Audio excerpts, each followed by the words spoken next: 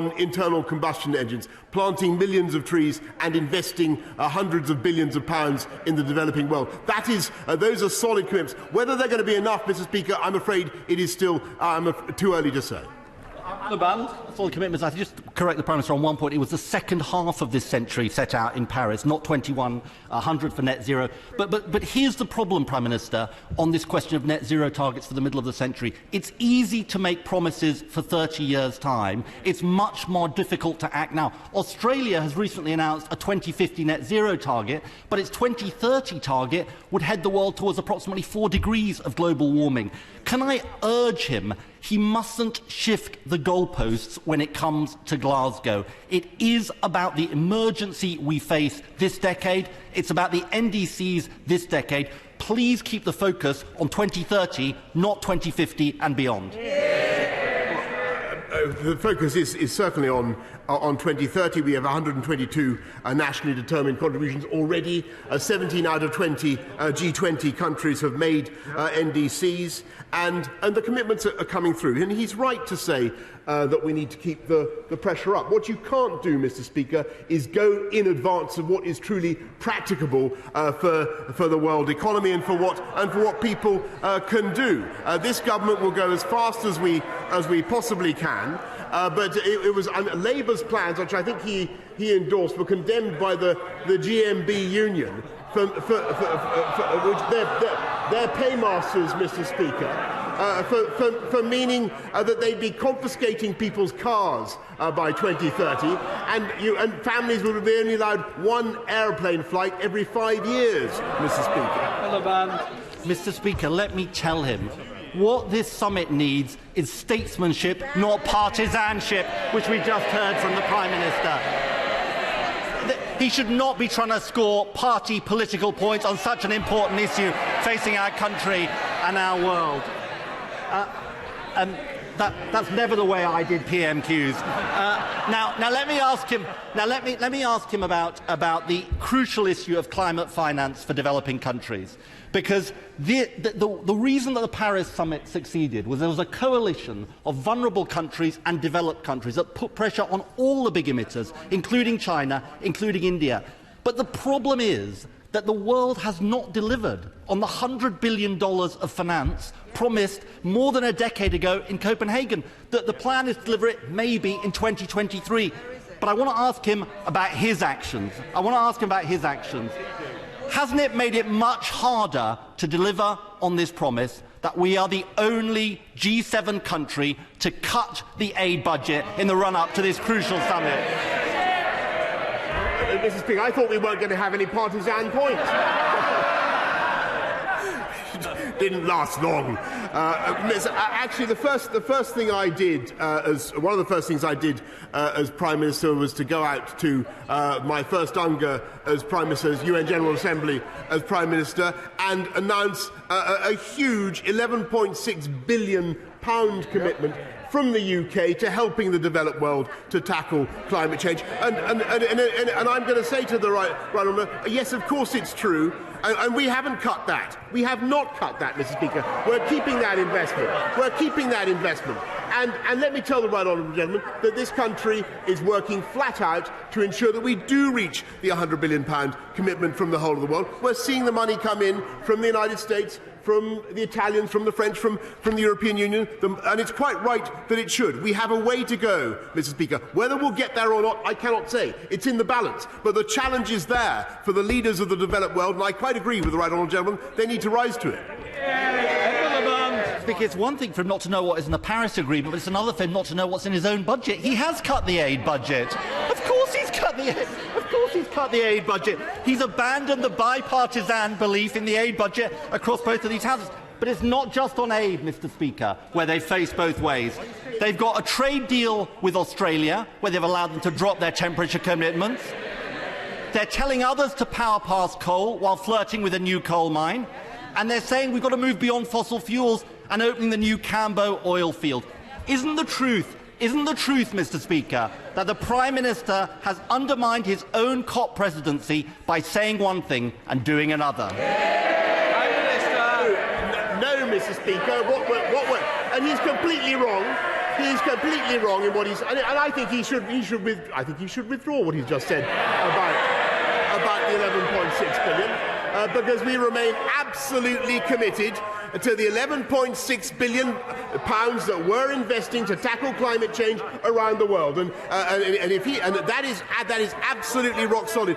And he talks about Australia, and I talked to the Prime Minister of Australia only recently, and Australia has just with great difficulty made the commitment to get to net zero by 2050. It's a great thing. And Mr. Speaker, I talked yesterday to our Indonesian friends, for instance, Joko Widodo, a good friend of this country, who's agreed on coal to bring forward the abolition of coal use in Indonesia to 2040, Mr. Speaker. A fantastic effort by the Indonesians. I talked to President Putin, I think it was yesterday, Mr. Speaker, and he confirmed his determination to get to net zero by the middle of the century. And that is what the UK is doing, working with countries around the world to get the outcome we want. It's still too early to say whether it will succeed, Mr. Speaker. It's in the balance. The thing the Prime Minister has underestimated throughout these last 2 years is COP26 is not a glorified photo opportunity. It is a fragile and complex negotiation. And the problem is boosterism. The Prime Minister's boosterism won't cut carbon emissions in half. Photo opportunities won't cut carbon emissions in half. Can I just say to the Prime Minister, in these final days before COP26, we need more than warm words. Above all, Glasgow has got to be a summit of climate delivery, not climate delay. Prime Minister! He talks about cutting CO2 in half. Well, that's virtually what this government has done, Mr. Speaker. Since 1990, we've cut CO2 by 44%, and the economy's grown by 78%. And that's our approach, Mr. Speaker, a sensible, pragmatic, conservative approach that cuts CO2, that tackles climate change, and that delivers high-wage, high-skilled jobs across this country. And our net zero plan, Mr. Speaker, will deliver 440,000 jobs. That's what the people of this country want to see, and that's what they're seeing. They're seeing wages up, they're seeing growth up, they're seeing productivity up under this government. And if we left it to the right honourable gentleman, the Leader of the Opposition, who is sadly not in his place, we would still be in lockdown. But it's a point that he might bring to his attention wherever he is currently self-isolated. Speaker, the Prime Minister will know that both I and my honourable friend, the member for Wolverhampton South West, have lobbied for funding for better training and skills provision for young people in Wolverhampton. Our unemployment rate, youth unemployment, was unacceptably high pre-pandemic and now sadly is the highest rate nationally. Would the Prime Minister urgently look at how the government can level up opportunity so that young people in Wolverhampton can get the skills and the confidence they need to find work? My honourable friend is absolutely right about Wolverhampton. That's why we're working flat out to ensure that young people in Wolverhampton benefit from the Kickstart scheme, and we are working with Wolverhampton Council to ensure that young people get bespoke support for their return to work. We now come to the Leader of the SNP, Ian Blackford. Thank you, Mr. Speaker. I'm sure the thoughts and prayers of the entire House will be with the family of Walter Smith, who sadly passed away yesterday, the legend that was the Rangers, Dundee United and Scotland manager, and many of us will not forget the day that he led us to victory over France at Hampden. Mr. Speaker, naturally, most of today's focus and attention will turn to the Chancellor's budget after Prime Minister's question. But before we turn to domestic matters, I think it's right and important to raise the dire humanitarian situation that is developing in Afghanistan. The World Food Programme estimates that more than half the population, about 22.8 million people, face acute food insecurity. 3.2 million children under 5 could suffer acute malnutrition. Given the history of the last 20 years, it should be obvious that we have a deep responsibility to this country and to its people. Mr. Speaker, they are dying and they need our help. It is only 2 months since the Allied forces relinquished control of the country. So can the Prime Minister update us on what exactly his government is doing to end the famine in Afghanistan? Hear, hear. I thank the right honourable gentleman, and he raises an issue that I know is on the minds of many people in this House and across the country. We're proud of what we've done to welcome people from Afghanistan, but we must do everything we can also to mitigate the consequences for the people of Afghanistan of the Taliban takeover. And so what we did, as he will recall, is we doubled our aid commitment for this year to £286 million, and we're working with the UN agencies and other NGOs to do everything we can to help the people of Afghanistan. What we can't do at the moment is write a completely blank cheque to the Taliban government, the Taliban authorities. We need to ensure that that country does not slip back into being a haven for terrorism and a narco state. Mr. Speaker, the fact is there is a humanitarian crisis and people are in need today. There is nothing there about tangible actions that the government is taking on the ground now, because the situation is getting worse by the day. In August, the Allies ran away from their responsibilities in Afghanistan, and now it very much feels like this government is washing its hands of the legacy that it left behind. Because not alone are the Afghan people being failed on humanitarian aid, promises made to them on resettlement are also being broken too. The Afghan Citizens Resettlement Scheme was announced on the 18th of August, which talked about resettling up to 20,000 in the coming years. But more than 2 months on, Mr. Speaker, we've heard nothing. The Afghan people are being left with no updates and vague targets. So can the Prime Minister finally tell us when the resettlement scheme will open? Can he guarantee, Prime Minister, that 20,000 Afghans will be resettled, and when exactly is the deadline for that to happen?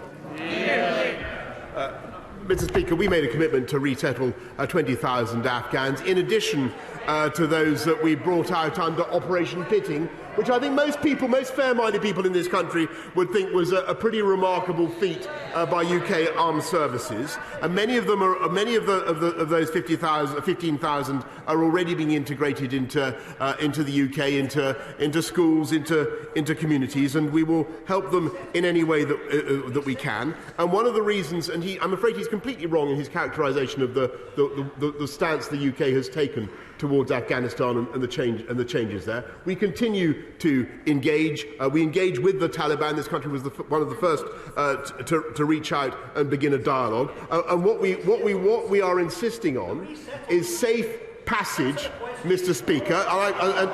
What we are insisting, just to get to his point where he rather uncivilly calls out, what we are insisting on, Mr. Speaker, is that there is safe passage for those who wish to come and settle in this country, for people to whom we owe an obligation. And that is what we are doing, Mr. Speaker. And I have answered the question.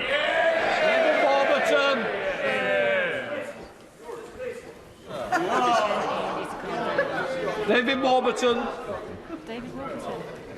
Okay. Thank you.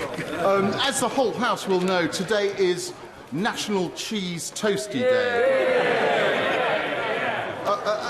A massive, it's a fact, a massive 4.3 billion toasties were consumed last year. They are the nation's favourite snack. And glorious Somerset is the home of cheddar cheese. So with the news that Wyke Farms in my constituency is now producing what I think is the world's first entirely carbon-neutral cheddar cheese, did my right honourable friend know that eating cheddar from Somerset can reduce your cheese consumption carbon footprint by 55%? So will my right honourable friend support our vital dairy industry by committing to enjoying a carbon-neutral cheese toasty today? Well, Mr. Speaker, my only question is, why is it only National Cheese Toasty Day? Why isn't it International Cheese Toasty Day? And I hope very much that amongst its many achievements, the COP26 summit will bring the entire global community to a better understanding of the Wyke Farms carbon-neutral cheese toasty. To Geoffrey Donaldson. Thank you, Mr. Speaker. The Prime Minister will be aware of the harm that the Northern Ireland Protocol is doing to the political and economic stability of Northern Ireland and the very delicate constitutional balance created by the Belfast or Good Friday Agreement. In the command paper published by the Government in July, they committed to addressing these issues and recognised that the protocol is simply not sustainable. Does the Prime Minister accept that the conditions now exist to trigger Article 16 of the protocol in the event that the current negotiations with the EU fail to arrive at an acceptable outcome? So we can negotiate. The right honourable gentleman is completely right. I'm sad to say in what he says, and we're working hard to secure an agreement by negotiation, but we need to see real progress because he knows the real life issues on the ground in Northern Ireland. No victims bill to letting criminals off the hook. And now women and girls, including my own children, are being targeted with a sinister form of spiking through injections. It's always women and girls who pay the heaviest price. Now they are taking a stand today and saying enough is enough. So how many more women and girls will be hunted or excluded before the Prime Minister himself finally takes a stand? Mr. Speaker, the reports of spiking are extremely disturbing, and as the honourable lady knows, it's already a criminal offence. And I know that the Home Secretary, my right honourable friend, the Home Secretary, has asked the police to update her on exactly what details they have of what is happening. She wants to give them the space for the time being to conduct their inquiries into what's going on. But I would ask everybody with information about such incidents to come forward and contact their local police. Morris. With COP26 being imminent, I would like to draw attention to what good work's being done in Morecambe with the Eden Project. Wes Johnson at Morecambe and Lancaster College has put forward a programme to teach youngsters in Morecambe the international Eden ethos to, shall we say, propagate the goodwill around the world. I'd like to invite the Prime Minister to come to Morecambe and come to the Morecambe Riviera to see the Eden Project site at the earliest convenience. Thank you. Mr. Speaker, I'm delighted to respond in the affirmative but to my honourable friend, because I think the last time he asked me about this, it was to ensure that we got an Eden Project in Morecambe. So it sounds from what he's saying as though we're making progress in that direction, and that is thrilling. Ben Bradshaw. Thank you, Mr. Speaker. I'm sure the whole House will want to send my right honourable friend, the Leader of the Opposition, our best wishes. And it's also good, Mr. Speaker, to see a few more Conservative MPs heeding the Health Secretary's plea and wearing masks in this chamber. But given we have had for several weeks now COVID infection, hospitalisation and death rates far, far higher than any other Western European country, was it a mistake to abandon all those precautions back in July? And if not, why are our figures so bad? Mr. Speaker, I thank the honourable gentleman for his question, but the reality is that, of course, we monitor all the data very carefully every day, but we see nothing to suggest that we need to deviate from the plan that we've set out that began with the roadmap in February, and that we are sticking to, that has given business and given this country to get on and achieve the unlockings that we've seen, and indeed the fastest economic growth in the G7. Jane Hunt.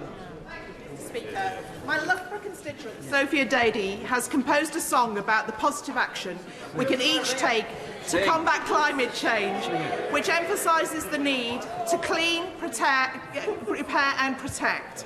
Will the Prime Minister join me in encouraging all UK schools to follow the lead of Fairfield Prep School in Loughborough and other schools across the world from Hawaii to Norway in raising awareness of this important issue through learning the song?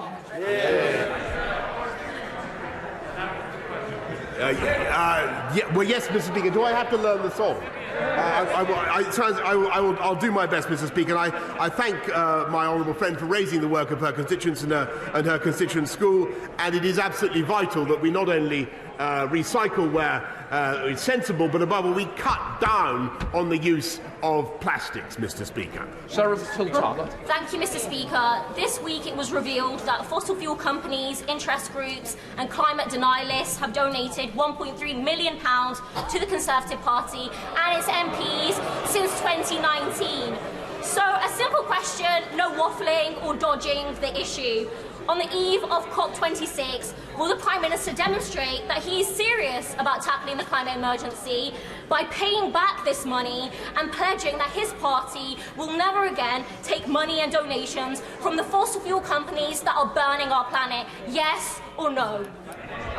Mr. Speaker, all our donations are registered in the normal way, and I just remind her that the Labour Party's paymasters, the GMB, think Labour's policies mean that no families would have only to take one flight every 5 years, Mr. Speaker, and have their cars confiscated. Martin Vickers. Thank you, Mr. Speaker.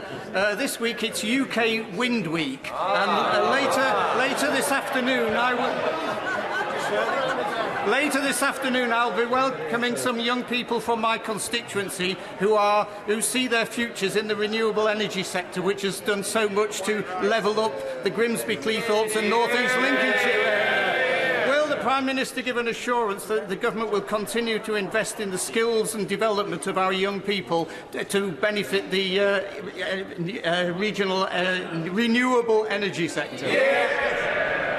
Yes, Mr. Speaker, and I think the whole House should be proud of the fact that the UK now produces more offshore wind, still produces more offshore wind than it. Not hot air, Mr. Speaker, but energy for the people of this country. Clean, green energy produced off Cleethorpes, in the North Sea, and we're massively going to be increasing the volume of that output, Mr. Speaker. Stephen Kinnock. Mr. Speaker, a thriving steel industry is the foundation of a more productive and resilient Britain. Yet bickering between the Chancellor and the Business Secretary is blocking the chance to tackle the sky-high energy prices that our steelmakers have been facing since long before the current price spikes. With a pathway to net zero dependent on steel firms using more electricity, not less, will he urge his colleagues around the Cabinet table to now put in place a wholesale energy price cap, along with long overdue reductions in network connection costs? Mr. Speaker, COP won't work without a cap. Well, Mr. Speaker, he's making a very important point about the high energy costs for energy-intensive industries, and that's why we've abated them with about £2 billion since 2013. But the answer is to do what we're doing to make up the long-term baseload needs of this economy by investing in nuclear, which I'm afraid Labour failed to do in their 13 lost years, Mr. Speaker, as well as in renewables. Prime Minister's questions.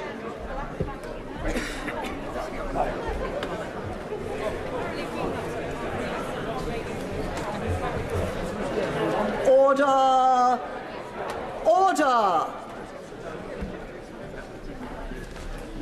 Before I call the Chancellor of the Exchequer to make his budget statement, it is my duty to take the unusual step of saying a few words. As Chairman of Ways and Means, as the House knows, I chair and have responsibility for the House's proceedings on the budget.